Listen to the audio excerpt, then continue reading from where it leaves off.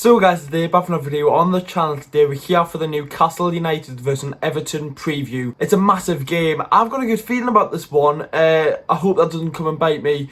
But anyways, lads, we'll get into the video now. We'll look at Everton and look at Newcastle in this preview today. Sorry, there's going to be no predicted team, lads. I've had a long week at work. So I've just been busy constantly and I just haven't had the time to do 2 videos today. It's just going to be the one preview. So make sure to leave a like, lads, subscribe to the channel. Obviously, videos out tomorrow with player ratings and predict the team. Player ratings and the reaction for the game tomorrow. Anyways, lads, let's get into the video now. Make sure to leave a like, subscribe to the channel. Let's look at Everton. So Everton have had a fantastic start to the Premier League season. They're sitting top of the league.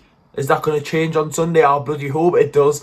But Everton are sitting top of the league, which is great for them. But they've got a lot of big players out, and I want to say that first. Starting off with Luke Dean, who got a red card against Southampton. Starting off with a 3-match ban, it's been moved to a 1, so he missed the game versus Newcastle. Richarlison is still suspended from his tackle on Thiago against Liverpool, and it looks like James Rodriguez is injured for the game, which is brilliant for us. As I've said, the top of the league, let's look at their last couple of Premier League matches. A big 2-1 win over Crystal Palace, a 4-2 win against Brighton, a mad 2-2 game versus Liverpool, and last week getting beat to Southampton 2-0. Getting that defeat, obviously, they were the only team to in England to win every game with Redden, I think it was, and obviously Redden are the only team to not lose a game this season, and Everton obviously crumbled against Southampton.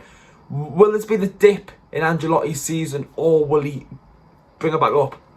Obviously with the players out, it makes me a little bit more confident, but they've got a bags man up top, which is Dominic Calvert-Lewin. He loves the goal. Last season he got 2 goals against Newcastle in 2 games, so he does like a goal versus Newcastle, as we've seen from last season. But at home versus Everton, it is a good fixture. I do like Everton at home. Last season when it was just after Boxing Day match, obviously we did get beat, but it was a decent game. And obviously the 3-2-1 at home with being 2-0 down, 3-2, Pickford. Oh, please start Pickford, because obviously he's been getting a lot of criticism recently. He's been getting death threats, which I think is completely wrong. Any Everton fans watching, I understand, right? He's a bad keeper and whatnot, right? But Liverpool fans, why are you death threatening a player because he injured a player?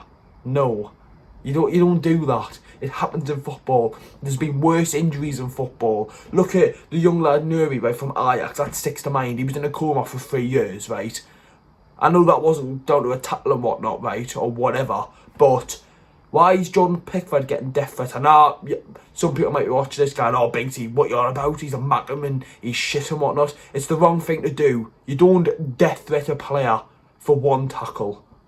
That should have been a pen. It's disgraceful. So will his confidence be down? Will he start Pickford? He's also been in bad form and he's not going to be confident. And played against Newcastle, against Callum Wilson and whatnot, who loves the goal against Pickford. Now he got a hat-trick against him last season, I think it was. It will be an interesting one.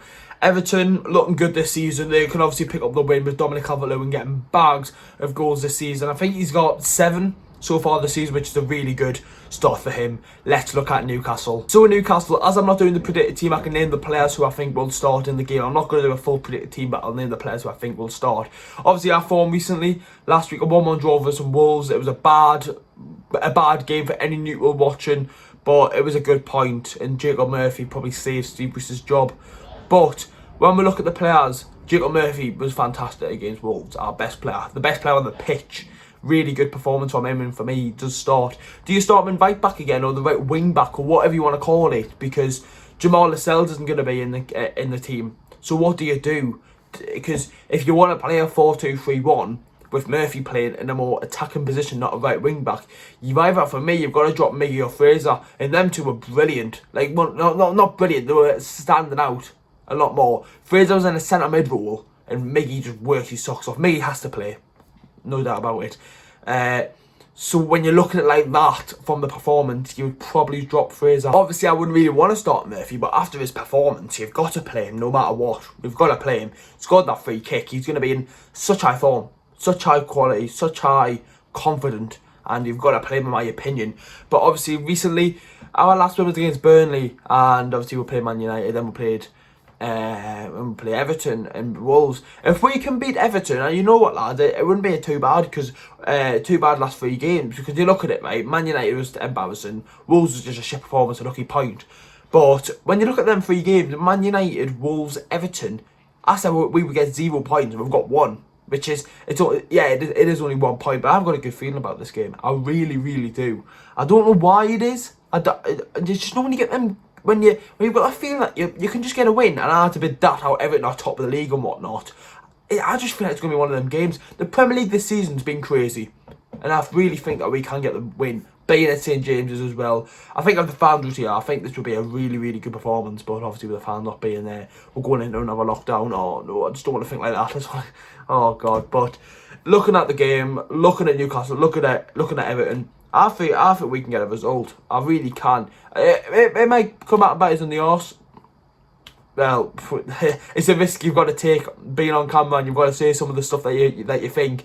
I'm going for 2-1 Newcastle. I'm going to go for 2-1 Newcastle. Calvert-Lewin score for Everton. I think we might go 1-0 down and bring it back 2-1. I really, really do. I think that Wilton will score. And you know what, lads? I think Sean Longstaff will score. It looks like he will be coming into centre mid. If not, Matty will be playing there with Isaac Hayden, who is back fully fit, which is brilliant news. Anyways, lads, that is the end of the preview. Make sure to leave a like, subscribe to the channel if you haven't already. Game tomorrow, lads. Let's hope we can do something. How are the lads? Let's just prove me wrong. No, prove me right. How are the Mags? Get the result we need.